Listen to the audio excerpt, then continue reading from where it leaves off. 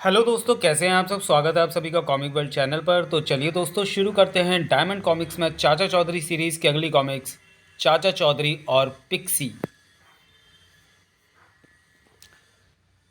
Pixie. रानी साहिबा आ गई हैं। काफ़ी देर से आई हैं। वह पिक्सी को सैर कराने गई थी। रामदीन, क्या चाय और टोस्ट तैयार हैं? हाँ रानी साहिबा। दार्जिलिंग की स्पेशल चाय, मक्खन, टोस्ट, कटलेट्स और बिस्किट लेकर मुझे जल्दी पहुंचना चाहिए। मेरी आज ही नौकरी लगी है। अगर देर हो गई तो रानी साहिबा कहीं मुझे बर्खास्त ना कर दे। पिक्सी, लो पियो। हैं? मैं समझा था कि चाय और बिस्किट रानी साहिबा ने अपने लिए मंगवाए हैं, मगर वह तो उन्हें कुत्ते को खिला पिला रही हैं। तुम यहाँ नए हो ना, इसलिए तुम्हें हैरानी हो रही है।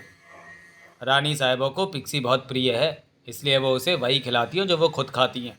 यही नहीं, वह उसे क्लब और सैर सपाटे पर भी ले जाती हैं। मगर एक कुत्ते को खिलाना ही है तो उसके लिए खाना ज़मीन पर डाल दो। डाइनिंग टेबल पर अपने साथ बिठाने की क्या ज़रूरत है?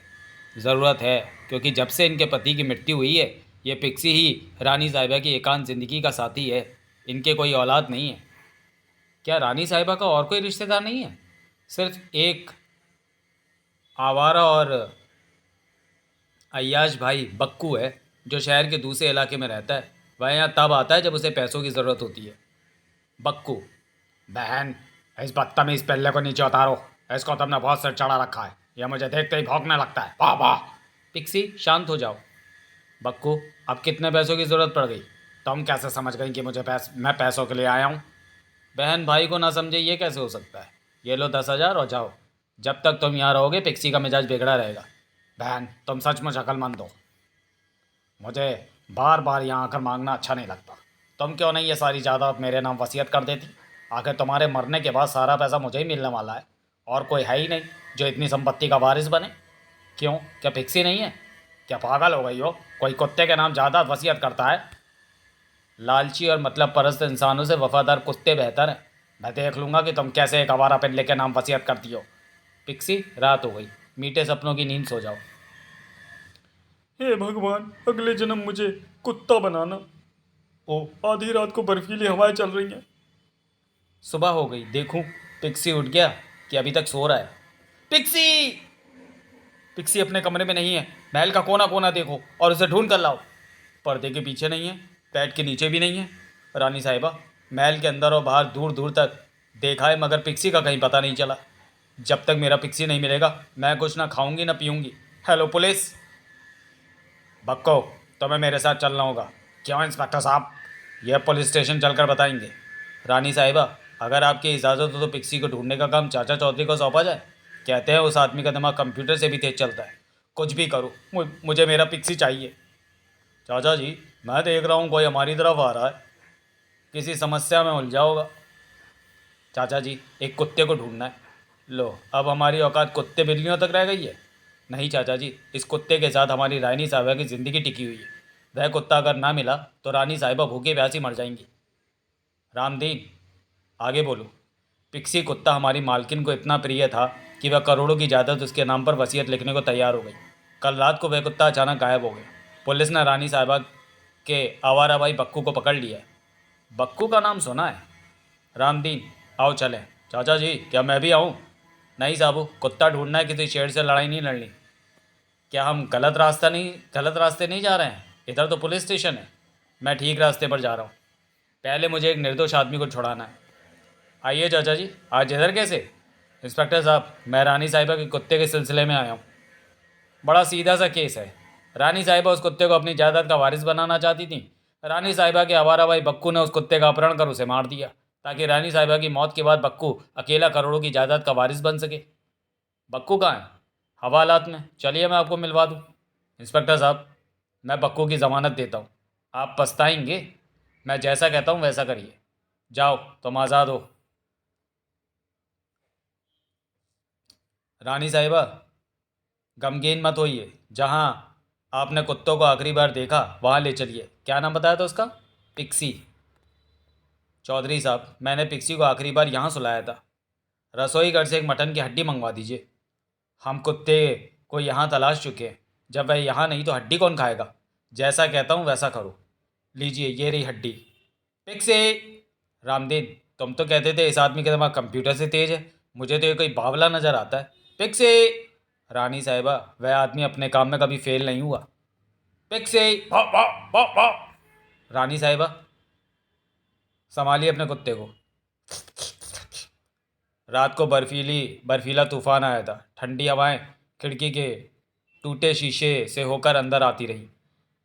पतली चादर में कुत्ता ठिठुर गया और दूर पड़ी रजाइयों में जा छिपा और देर तक सोता रहा। नौकरों ने सारे कोने तलाश लिए मगर रजाइयां उठाकर न देखी। हड्डी की खुशबू कुत्ते के नथनों में पहुंचते ही वो उछल कर आ गया। चाचा जी, मेरी एक जिज्ञासा दूर करते जाइए। आपको कैसे पता चला कि बक्कू निर्दोष है? तुलसी पनवाड़ी ने मुझे सुबह बता दिया था कि बक्कू सारी रात उसके यहाँ बैठा ताश खेलता रहा। एक आदमी एक समय में दो जगह तो हो ही नहीं सकता। अगली कहानी, मटर पुलाव। चाचा जी, मटर पुलाव खाने को दिल कर रहा है। साबू, अगर कुछ खाना है तो मैं घर की तरफ चलना चाहिए। घर चलते हैं, वहाँ तेरी चाची गर्मा गर्म हमें मटर पुलाव बनाकर खिलाएगी। तो फिर हमें जल्दी पहुँचना चाहिए क्योंकि मुझे बड़ी भूख लगी है। लो, हम पहुँच गए। अरे भगवान, आज हमारा मटर पुलाव खाने को दिल कर रहा है। मुंह उठाया और आ गए मटर पुलाव खाने घर में। चावल का एक दाना भी नहीं है और गैस भी खत्म है। इस समय खाने को कुछ नहीं मिल सकता, समझे? लेकिन मुझे और साबू को बड़ी भूख लगी है। देखो, अगर मटर पुलाव खाना है तो 10 किलो चावल, 5 किलो हरे मटर, ईंधन और घी लाना होगा। इनमें से अगर कोई भी चीज़ ना आई तो मटर पुलाव नहीं बन सकता। चल भाई साबू, इन चीज़ों का कहीं से इंतज़ाम करें। भूख इतनी तेज लगी है कि अगर इस समय सूखे चने भी खाने को मिल जाते तो उन्हें मेवा समझता। सेठ दमकल दास, माना कि तुम्हारे दोस्त लालगनी का परिवार खाने पर आ रहा है, पर तुमने मटर पुलाव इतना बनवा लिया है जैसे कोई बारात जीमने आ रही हो। सेठानी, लाल गनी का परिवार किसी क्रिकेट टीम से कम नहीं है और वे खाते भी दिल खोलकर हैं, इसलिए इतना खाना इनके लिए बनाना मुनासिब है। ट्रिन ट्रिन, मैं टेलीफोन सुनकर आया। हेलो। क्यों? लाल गनी का टेलीफोन था। वह कह रहा था कि अचानक काम पड़ जाने की वजह से आज उसका परिवार खाने पर नहीं आ सकेगा। इतने सारे मटर पुलाव का क्या करेंगे? खाना फेंकना ठीक नहीं, कहीं दूसरे खाने वालों को घेर कर लाता हूँ। ये 2 ही दर्जन के बराबर खाने वाले लगते हैं। महानुभावों, मेरे यहाँ स्वादिष्ट मटर पुलाव बना पड़ा है मगर कोई खाने वाला नहीं मिल रहा। अगर आप दोनों मेरे मेहमान बने तो बड़ा एहसान होगा। ईश्वर, तेरी अजब लीला है। कहीं खाने वाले हैं तो खाना नहीं, कहीं खाना है तो खाने वाले नहीं। चल साबू, आज सेठ जी के यहाँ ही मटर पुलाव खाया जाए। अंदर आ जाइए, मेरा साथी बाहर ही रहेगा। लो, तुम वहीं खाओ। अंदर, वाह, सचमुच स्वादिष्ट है। बाहर, आखिर ईश्वर ने सुनी ली। पासी, बशनोक, मेरी नाक में मटर पुलाव की खुशबू आ रही है। जी खौफ, करीबी एक लंबा आदमी वह खा रहा है। मेरे हाथ में बंदूक और फिर वह बदतमीजी से अकेला खाया जा रहा है। मैं उससे वह छीन कर लाता हूँ। क्या तुम मटर पुलाव खा रहे हो ना? हाँ, बड़ा जायकेदार है। वह पूरा बर्तन मेरे हवाले कर दो। 1 मिनट ठहरू, जल्दी। लो, टन। साबू, मैंने बर्तन गिरने की आवाज़ सुनी। बर्तन गिरा तो था पर किसी के सिर पर, लेकिन तुम्हारा मटर पुलाव वह मैं खा चुका था। इसे हटाओ। लो। बाप रे, मेरी गर्दन टूट गई। अगली कहानी, चाचा चौधरी की भैंस। वाह, इतवार का दिन और टीवी पर मनोरंजक प्रोग्राम, उठने को जी नहीं चाहता। पोंगलू, देखो, अपने ऊपरी मंजिल के कमरे में चाचा चौधरी टीवी देखने में व्यस्त है। गोंगलू, इससे हमें क्या सरोकार? सरोकार है, क्यों ना बाहर से हम चाचा चौधरी की भैंस लेकर चंपत हो जाएं। मुफ्त का दूध और मक्खन खाने को मिलेगा। मगर गोंगलू, भैंस तो रस्सी से बंधी हुई है। रस्सी को खूंटी से खोलकर हम भैंस को लेकर 9 to 11 हो जाएंगे। चाचा चौधरी टीवी देखता रह जाएगा। रस्सी उधर जा रही है, खूंटी भी उधर होगी। रस्सी और आगे जा रही है, शायद खूंटी मकान के पीछे होगी। पता नहीं चाचा चौधरी भैंस को इतनी लंबी रस्सी क्यों बांधता है। रस्सी और भी आगे जा रही है, लेकिन अब यह खत्म होने वाली है। बाप रे। हा हा हा हा हा। अगली कहानी, जालसाजी की सजा। पौ। अरे धमाके, तुम जेल से कब छूट कर आए? अरे चाचा चौधरी, धमाका सिंह, तुम तो फटीचर थे। फिर ये सूट बूट, ये कार, ये ठाट बाट, मुझे आंखों पर विश्वास नहीं हो रहा। ये सब मेरे शौक की वजह से हुआ। भाई, शौक तो हमें भी है, लेकिन हमारी काया पलट नहीं हुई। तुम्हारा ये कैसा शौक है, लोगों को बेवकूफ़ बनाने का? मैं समझा नहीं।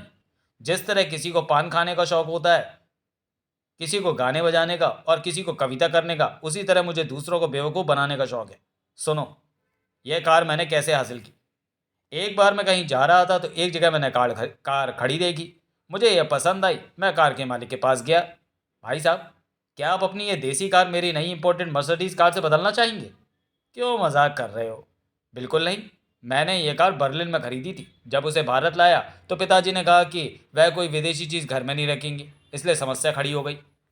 सौदा पक्का, तुम मेरी कार ले सकते हो। तुम तो मेरी कार में जा बैठे, परंतु तुम्हारी इंपोर्टेड मर्सिडीज कार कहाँ है? उसे जेब से निकाल रहा हूँ। खिलौना? बात इंपोर्टेड मर्सिडीज की तय हुई थी, सो तुम इस पर मेड इन जर्मनी की मोहर देख सकते हो। कार के साइज़ का जिक्र कभी नहीं हुआ। अच्छा, चलता हूँ, मुझे और भी काम है।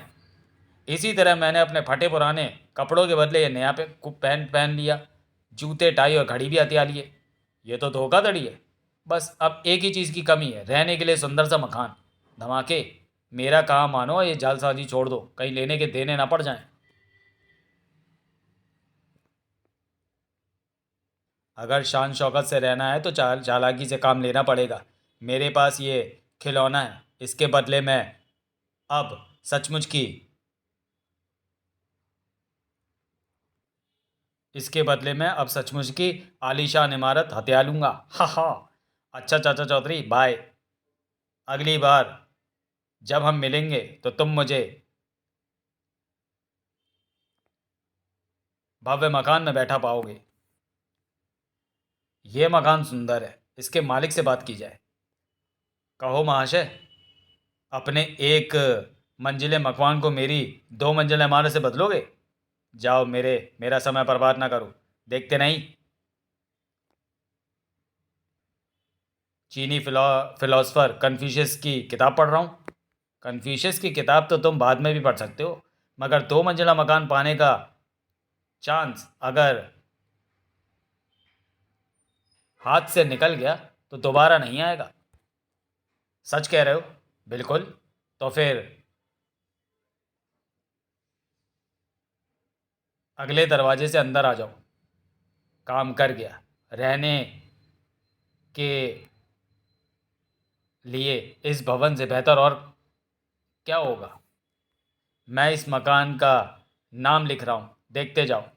पेंटर साहब, अब तो मैंने इसी मकान में रहना है, कभी भी देख लूँगा।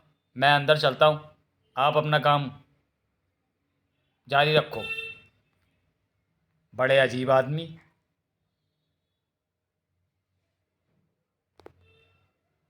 बड़े अजीब अजीब आदमी लोग आते हैं यहाँ। आए भी क्यों ना। ये कार तो धमाके की है। वह यहीं कहीं होगा। चाचा चौधरी, मुझे बचाओ।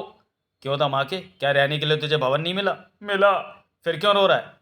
इस भवन में अपनी मर्जी से अंदर तो आ सकते हैं, मगर मर्जी से बाहर नहीं जा सकते। मैं फंस गया, मुझे निकालो, मेरी तौबा।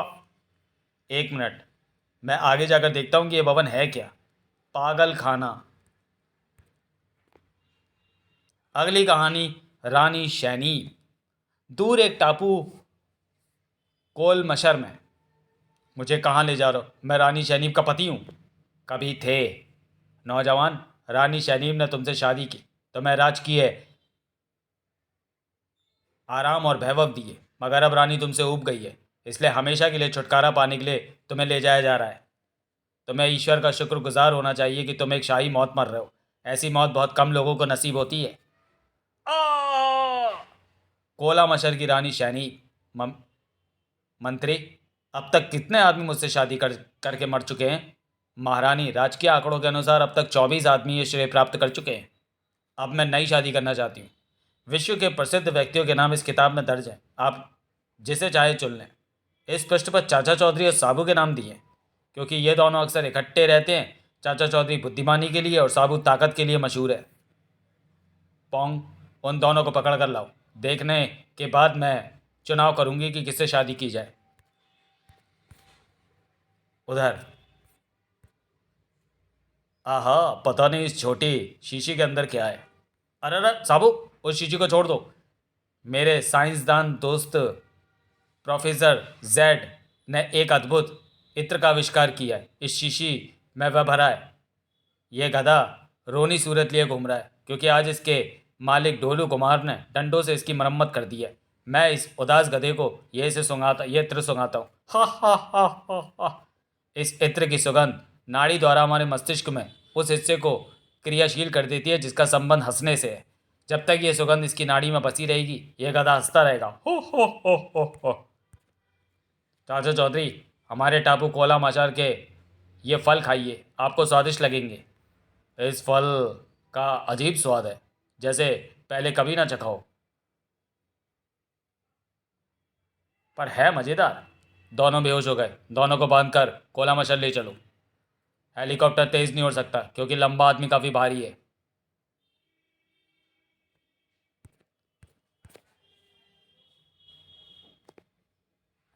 होश आने पर हमें धोखे से यहाँ लाया गया है। दोनों में से छोटा आदमी तीक्ष्ण बुद्धि वाला और तजुर्बेकार लगता है। इस बार मैं इस आदमी से शादी करूंगी क्योंकि यह कल में दूसरों से श्रेष्ठ है। पर तुम्हें अपने भाग्य को सराहना चाहिए क्योंकि तुम मेरे 25वें पति होने जा रहे हो। शादी के बाद तुम्हें वह सब शान शौकत मिलेगी जो एक राजा को मिलती है, और जब रानी का दिल भर जाएगा तो मुझे मार डाला जाएगा, जैसे खिलौने को दिल भर जाने के बाद तोड़ डालता है। ऐसी मौत पाने के लिए कई नौजवान ललायत रहते हैं। रानी शरीफ, शादी पर मेरी तरफ से इत्र का यह तोहफा कबूल करो। सचमुच तुम अक्लमंद हो।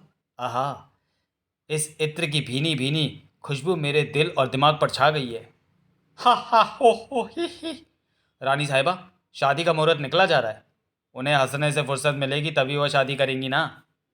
हमारी रानी लगातार हंसती जा रही है। इसने ना जाने उसे क्या जादू टोना कर दिया है। मारो इसे। मेढको हटो। चाचा जी, वह हंसी के इत्र की चीज़ें तो उसी टापू पर रह गई। अच्छा है, अगर उसे घर ले जाते तो डर था कहीं उसे तेरी चाची न सूंघ ले। अगली कहानी बेचारा गोबर सिंह। साबू कहाँ चल दिए? चाचा जी, दुलीचंद की मिल में पत्थर की मिलें ढोने का काम मिला है, वहीं जा रहा हूँ। अरे भगवान, तुम तो घर बैठो। बंतों की लड़की की शादी है, वहाँ पर आज महिला संगीत का प्रोग्राम है, मेरा जाना ज़रूरी है। मुझे इनसे उनसे हमदर्दी है जिनको तुम्हारा संगीत सुनना पड़ेगा। चलो, वक्त काटने के लिए किताब पढ़ना अच्छा है। चौधरी,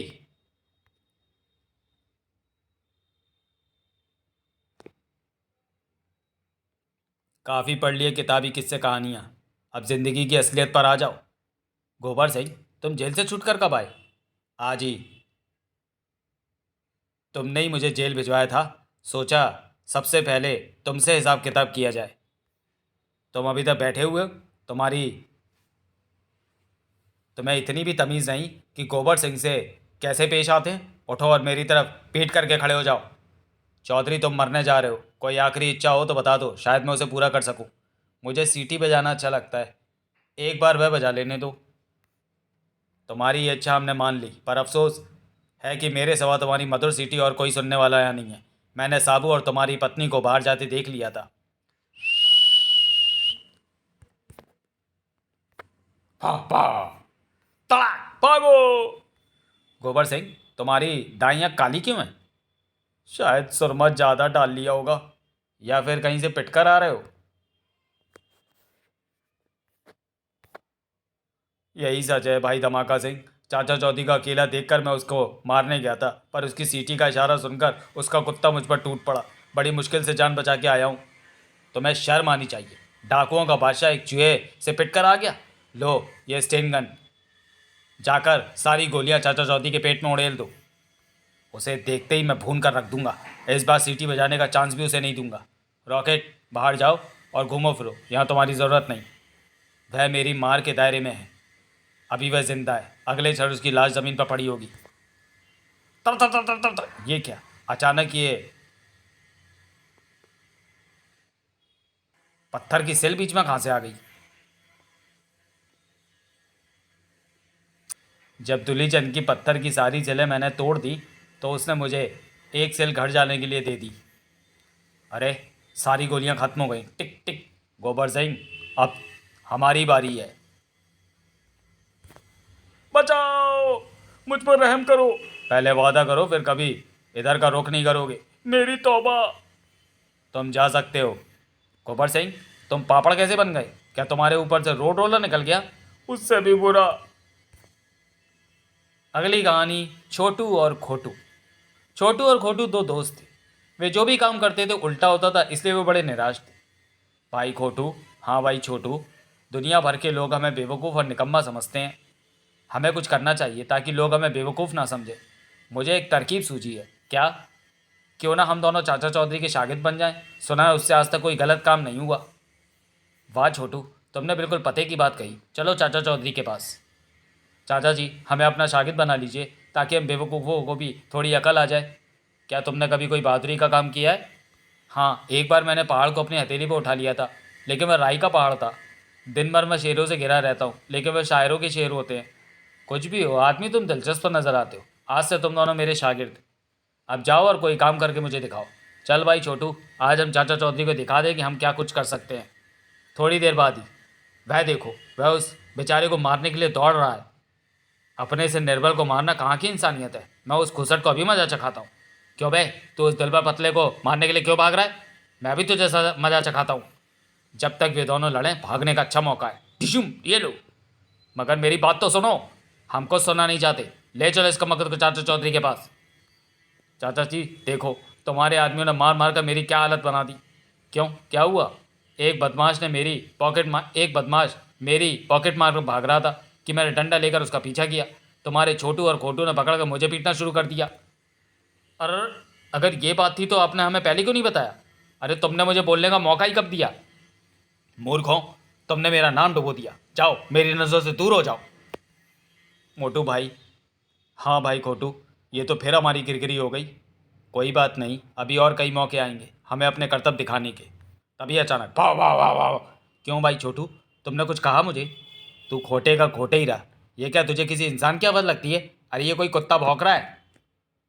बैंक, वह देखो, ये आवाज़ उस कार में से आ रही है। कुत्ता भौंकता है तो भौंकने तो हमें क्या, कहीं फिर कोई हमसे उल्टा ना हो जाए। नहीं, इस बार हम हर कदम खूब सोच समझ कर उठाएंगे। आखिर हमने अपने खलीफा चाचा चौधरी को भी कुछ करके दिखाना है। अच्छी बात है, चलो चलकर देखें। अरे, इसमें तो और कोई नहीं है, सिर्फ कुत्ता है। उसे प्यास लगी है, वह पानी के लिए जीभ निकाल रहा है। इसके मालिक कहाँ गए? कमबख्त कोई नज़र नहीं आ रहा। अगर कुत्ता प्यासे ही अंदर मर गया तो क्या होगा? ओह, इस कार का दरवाज़ा नहीं खुल रहा, लगता है ताला लगा गए। मुझे एक तरकीब सूझी है। क्यों ना हम ईंट मारकर कार की खिड़की तोड़ दें और कुत्ते को बाहर निकाल लें। मानता हूँ उस्ताद, तेरा भी जवाब नहीं। उस कार के मालिक दो डाकू बैंक के अंदर। कोई अपनी जगह से नहीं हिलेगा। सब लोग खजांची समेत अपने सारे नोट और जेवर सामने फर्श पर डाल दें।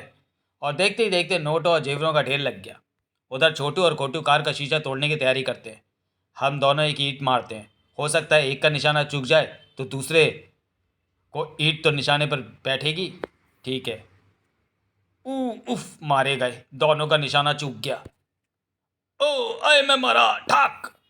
अरे, फिर घोटाला हो गया। छोटू, चलो उस बैंक के मैनेजर से माफ़ी मांग लें। अरे, यहाँ तो कुछ और ही माजरा है। छोटू घोटू, तुम नहीं जानते कि तुमने कितना बड़ा काम किया है।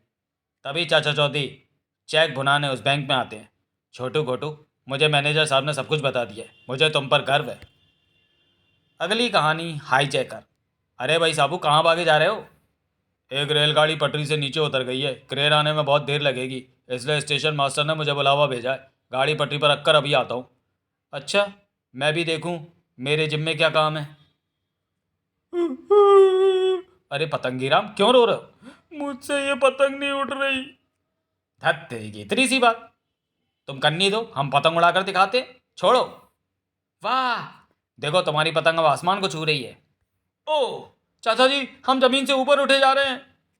हमारी पतंग हवाई जहाज में अटक गई है। अगर हम इतनी ऊंचाई से कूदते हैं तो हमारी हड्डी पसली एक नहीं बचेगी, इसलिए हम डोर के सहारे उस हवाई जहाज तक पहुंच जाते हैं। ठीक है। अरे पायलट साहब, बड़ी मुश्किल से आपके जहाज तक पहुंचे, जरा बटन दबाकर दरवाज़ा तो खोलिए। जहाज के अंदर कोई हिले नहीं, मैं जहाज को हाईजैक कर रहा हूँ। तभी पीछे से ताड़, जहाज अगले हवाई अड्डे पर उतरता है। चलो, तुम्हारी पतंग की वजह से एक हाईजैकर पकड़ा गया। तो चलिए दोस्तों, वीडियो को यहीं समाप्त करते हैं और मिलते हैं चाचा चौधरी सीरीज़ के अगली कॉमिक्स में अगले वीडियो में। तब तक के लिए धन्यवाद।